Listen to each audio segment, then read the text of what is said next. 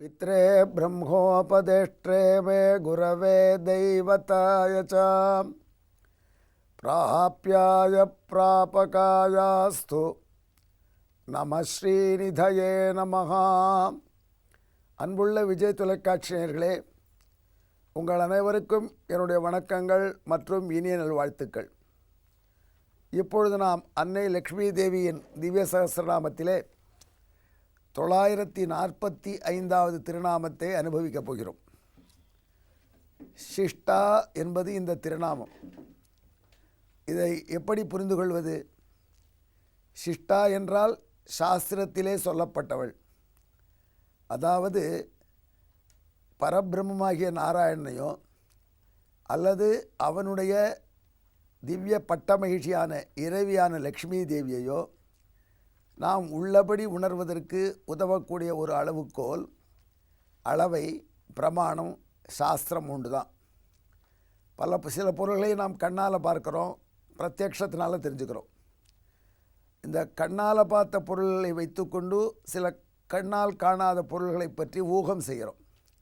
அதை அனுமானம்னு சொல்லுவாங்க. அதாவது நம்ம வீட்டு கிச்சனில் சமையலறையில் விறகடுப்பு இருக்கிற வீடாக இருந்ததுன்னா புகை வருது. அதை பார்த்த உடனே அடுப்பு மூடிட்டாங்க, அதனால் புகை வருதுன்னு புரியுறது.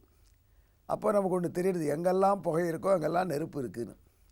நெருப்பு இல்லாமல் புகையாது அப்படிங்கிற பழமொழி நெஞ்சில் படுது. தூரக்க ஒரு பெரிய மலையில் புகை தெரிகிறது. இங்கிருந்து நமக்கு புகை தான் கள்ளப்படுறது. உடனே நாம் சொல்கிறோம் அங்கே நெருப்பு இருக்குதுன்னு. இது அனுமானம்ங்கிறது, ஊகம் பண்ணுறது, இன்ஃபரன்ஸ். இந்த இரண்டும் இல்லாமல் ஆன்றோர்கள் நமக்கு கொடுத்த புஸ்தகங்கள் மூலம் தெரிந்து கொள்வது, அதை சாஸ்திரம் மூலம் தெரிந்து கொள்வதுன்னு சொல்லுவாங்க. ஆக பிரத்யக்ஷம் என்று ஒரு பிரமாணம், அனுமானம் என்று ஒரு பிரமாணம், சாஸ்திரம் சப்தம் என்பது ஒரு பிரமாணம். சாஸ்திரம் ஒன்றே தான் நமக்கு இறைவனையும் இறைவியும் காட்டி கொடுக்கும். ஏன்னா இறைவனையும் இறைவியும் அனுமானத்தாலே சொல்ல முடியாது, நேரையும் நாம் பார்க்க வல்லமை அற்றவர்கள். ஆகையினால் சாஸ்திரம் ஒன்றினாலேயே நன்கு தெளிவாக தெரிவிக்கப்படுபவள், சாஸ்திரத்தினாலே சொல்லப்படுபவளை சிஷ்டா என்று சொல்வது வழக்கம். அதாவது சாஸ்திரம் என்றால் வேதம், வேதத்தின் ஒரு பகுதியான ஸ்ரீசூக்தம், அது லக்ஷ்மி தேவியின் பெருமையை நன்கு பறைசாற்றுகிறது. ஆக வேதத்தின் ஒரு பகுதியான ஸ்ரீசூக்தத்தினாலே சிஷ்டையாக அறிவிக்கப்பட்டவளாக இருக்கிறாள் லக்ஷ்மி தேவி.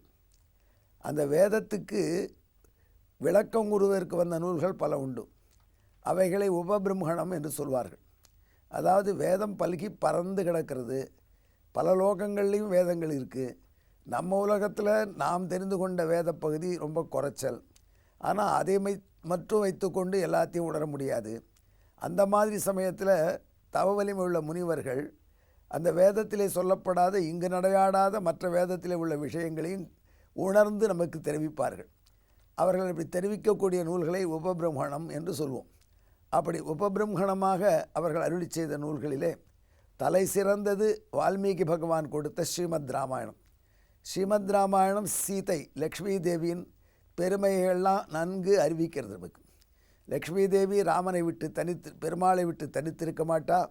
லக்ஷ்மி தேவி கருணையை வெளிப்படுத்தவள், லக்ஷ்மி தேவி பிழைகளை பொறுப்பவள், லக்ஷ்மி தேவி சரணம் என்று வாய்விட்டு சொல்லாத போனால் கூட அவர்களை காப்பாற்ற தயாராக இருப்பவள் என்று அன்னை லக்ஷ்மி தேவியின் பெருமை அனைத்தையும் ஸ்ரீமத் ராமாயணம் மூலம் நாம் தெரிந்து கொள்கிறோம்.